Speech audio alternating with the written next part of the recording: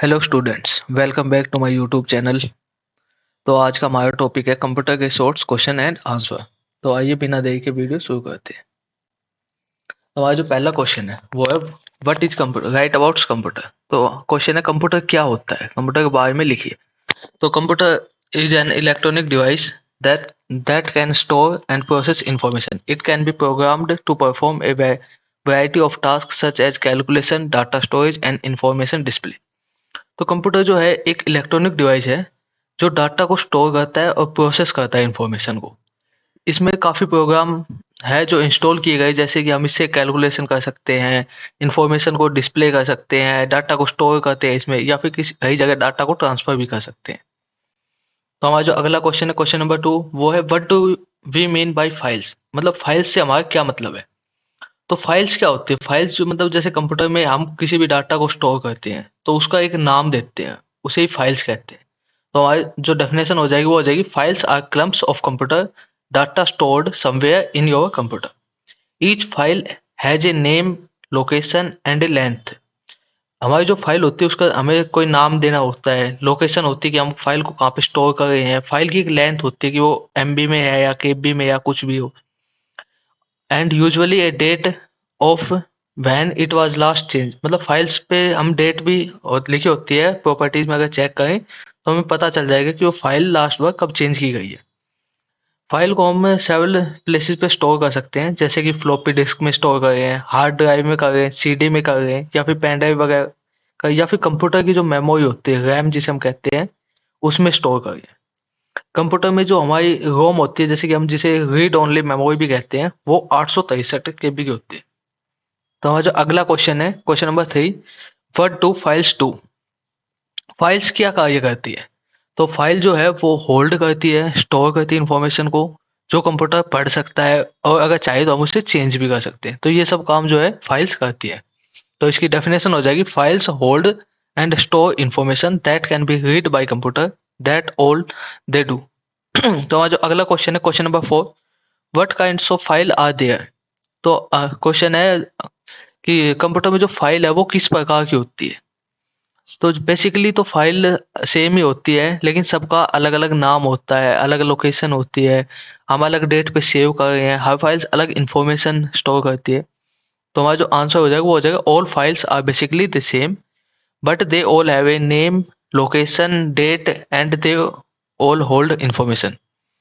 However, they can hold lots of different kind of information, so we often think of it different kind of files. जैसे कि for example हम कह लेंगे कि paint, जो जैसे हमारा प्रोग्राम है पेंट है, उसमें कोई पिक्चर स्टोर कर रहा है, एमएस ऑफिस में फाइल टेक्स्ट में के रूप में स्टोर करते हैं.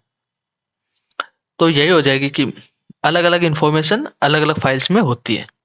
तो आज अगला क्वेश्चन है, question number 5, what do you mean by computer hardware.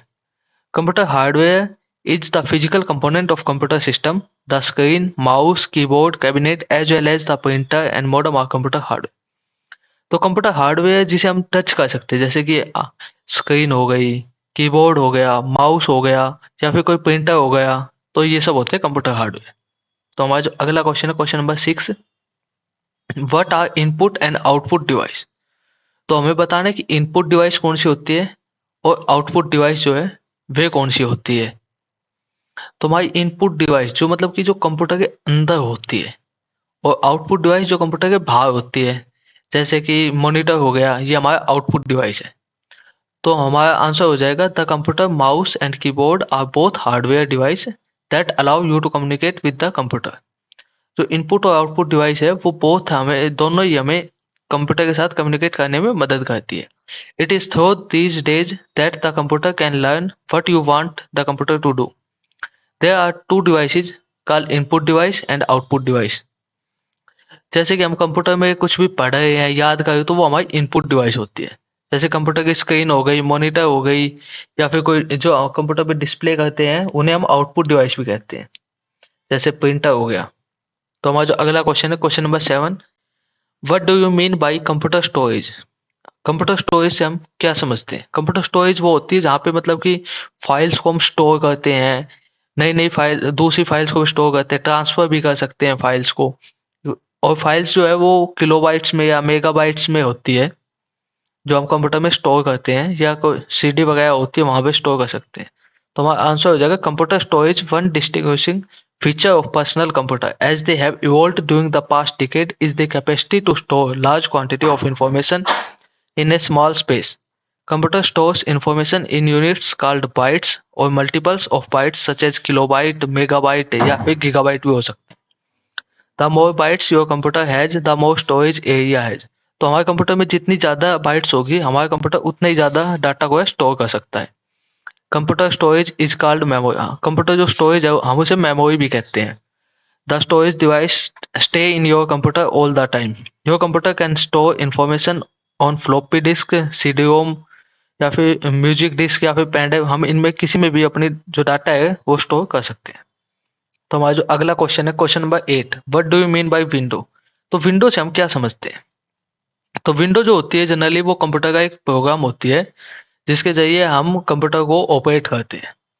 इस विंडो के जरिए ही हम मतलब कि कोई भी प्रेजेंटेशन वगैरह देते हैं तो वो कंप्यूटर में विंडो के थ्रू ही देते हैं। अगर विंडो ना हो तो हम कोई भी काम नहीं कर पाएंगे कंप्यूटर में। तो हमारा जो आंसर हो जाएगा वो हो जाएगा a window for computer program provides both communication area that will allow you to talk to your computer when you click on them with your mouse and a blank work area where you create something।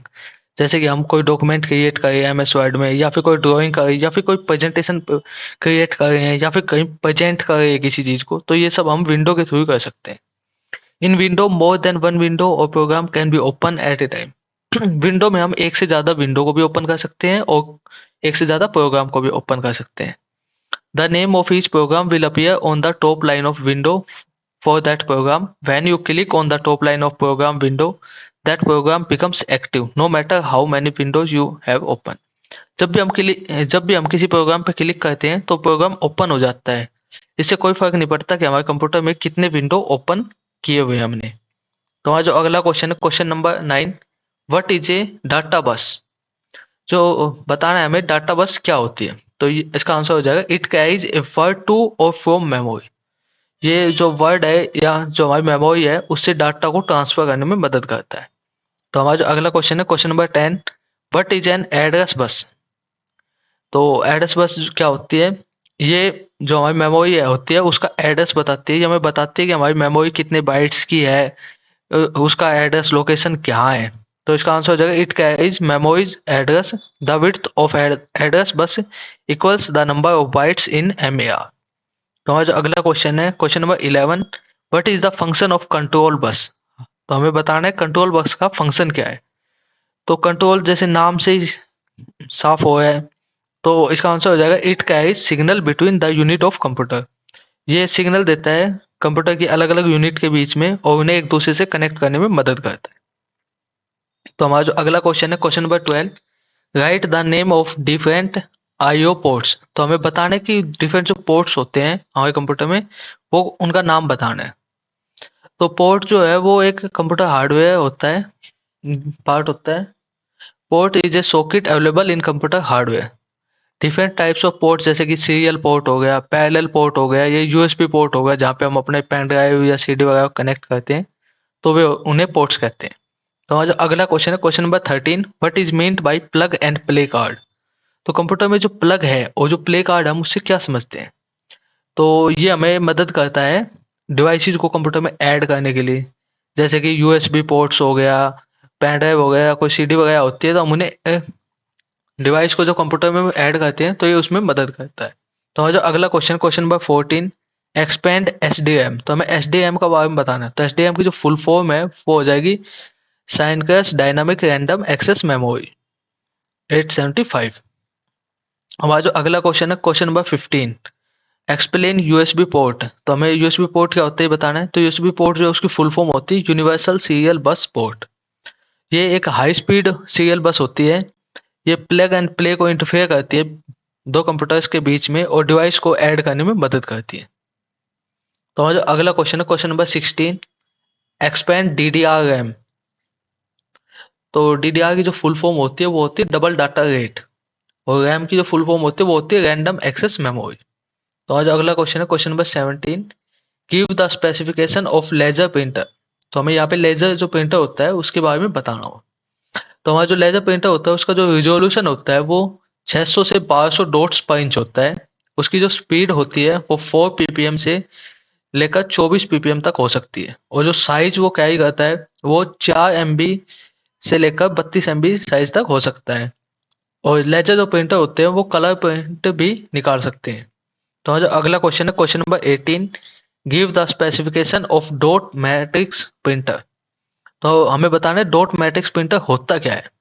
तो ये जो dot matrix printer होता है ये normal printer की तरह होता है। इसमें 9 पिन से लेकर 24 पिन तक हो सकते हैं। इसकी जो स्पीड होती है वो 30 से लेकर 300 कैरेक्टर्स पर सेकंड हो सकती है प्रिंटिंग की। और जो साइज हो सकता है वो 1 KB से लेकर 64 K तक हो सकता है। और जो अगला क्वेश्चन है, question number 19, give the specification of inkjet printer. तो हम बताना कि इंकजेट प्रिंटर क्या होता है, उसका रिजोल्यूशन क्या है, उसकी स्पीड क्या है, उसका साइज क्या है। तो जो रिजोल्यूशन होता है वो इंकजेट प्रिंटर का वो 300 डॉट्स पर इंच होता है। और जो स्पीड होती है इंकजेट प्रिंटर की वो 1 पीपीएम से लेकर 12 पीपीएम तक होती है। और जो साइज इसमें जो प्रिंटिंग साइज रहता है वो 1 MB से लेकर 4 MB तक हम कर सकते हैं। तो हमारा जो अगला क्वेश्चन है, question number 20, writes a note on computer maintenance. तो हमें कंप्यूटर मेंटेनेंस के ऊपर नोट्स लिखना है। तो हमें कंप्यूटर को अगर अच्छी तरह मेंटेन करना है तो उसे धूल से बचाना हो, अगर वो हीट कर रहा है तो हमें उसे देखना पड़ता है, उसके मेंटेनेंस करवानी पड़ती है, उसे अपडेट करना पड़ता है, उसमें फायरवॉल वगैरह एंटीवायरस इंस्टॉल करने पड़ते हैं ताकि उसे कोई हैक ना कर पाए। हमारा जो सॉफ्टवेयर होता है कंप्यूटर का उसे टाइम टू टाइम अपडेट आता है तो हमें अपडेट करना रहता है। कंप्यूटर को पीरियडिकली चेक भी करना पड़ता है। तो जो अगला क्वेश्चन है, क्वेश्चन नंबर 21, और जो आज का लास्ट क्वेश्चन है, what are the possible threats to a computer system and how to provide security. तो हम बताना है कि कंप्यूटर जो सिस्टम है उसके लिए पॉसिबल थ्रेट्स कौन से हैं और उनसे थ्रेट से उन्हें सिक्योर कैसे किया जा सकता है। तो हमारे जो कंप्यूटर के लिए थ्रेट्स होते हैं वो प्राइवेसी का होता है। कंप्यूटर के अंदर हमारा प्राइवेट जो डाटा होता है उसके लिए थ्रेट होते हैं। अगर हैक हो गया तो डाटा चला जाता है। एनवायरमेंटल डैमेज होता है। ह्यूमन थ्रेट होता है, अगर किसी को कंप्यूटर के पासवर्ड वगैरह पता चल जाते हैं तो वो डाटा स्टील कर सकता है, चोरी करके बेच सकता है उसे। सॉफ्टवेयर थ्रेट होते हैं, अगर सॉफ्टवेयर अपडेट ना हो तो कंप्यूटर क्रैश हो सकता है और जो कंप्यूटर के अंदर डाटा हो वो खो सकता है। अनऑथोराइज एक्सेस अगर कोई कर लेता है कंप्यूटर को, या फिर कंप्यूटर में कोई वायरस आ गया, तो ये सब कंप्यूटर के थ्रेट्स होते हैं। अब इन थ्रेट्स से कैसे बच सकते हो, कैसे सिक्योर कर सकते हैं। तो हमें जो पहला जो है physically protection of machine and media. तो हमारा जो कंप्यूटर है हमें उसे फिजिकली प्रोटेक्ट करना होगा कि हम कंप्यूटर को गिरे नहीं या फिर यहाँ उस पर कुछ पड़े ना, उसे संभाल के रखना चाहिए। पासवर्ड्स और यूजर आईडी, हमें अपने कंप्यूटर की यूजर आईडी है उसको पासवर्ड दे देने हैं ताकि कोई भी उसे ओपन ना कर पाए जब तक कि पासवर्ड ना पता हो। यूजिंग लाइसेंस्ड सॉफ्टवेयर, हमें लाइसेंस सॉफ्टवेयर का यूज करना चाहिए। ऐसे ही कोई भी सॉफ्टवेयर डाउनलोड करते हैं तो वो अपनी फाइल्स को हमारे उस फाइल डाउनलोड करवा देते हैं और फिर कंप्यूटर को हैक कर सकते हैं या फिर यूज कर सकते हैं स्पाइक बस्टर और